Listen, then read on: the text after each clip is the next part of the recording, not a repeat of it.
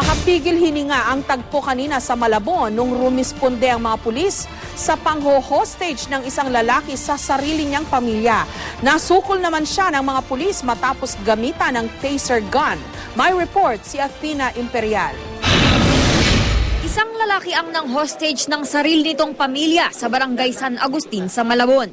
Habang pinakikiusapan ng mga otoridad ang suspect na sumuko, pinasisingaw nito ang tangke ng LPG na kanyang hawak at nagbantang pasasabugin ito gamit ang lighter. Hinostage ng suspect ang asawa at ang 5 sa kanilang 8 anak. Nasa labas ako, sinilip ko nag-aaway sila. May hawak siyang boteng malaki.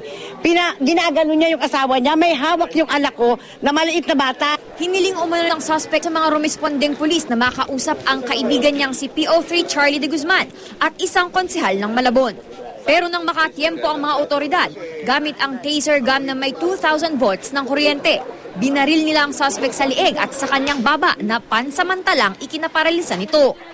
Medyo nanlaban pa raw ang suspect ng ma-corner kaya nagawa pa nitong masugatan ang mga pulis na sina PO2 Romy Suwatin at PO3 Rosen Apostol ng Malabon Police Station. Nang makaharap ang mga kamag-anak, dahil po sabihan ako, inaapi nila ako na kung ilang taon. Pati asawa ko, masyado nila ako minamaliit. Dito, hindi na ako pag-intriga ng buong sweldo. Palalayasin ako, tatapon ng damit ko. kwento naman ng anak. Sinuntok po ako ng tatay ko kasi pa nag-aaway sila ng nanay ko.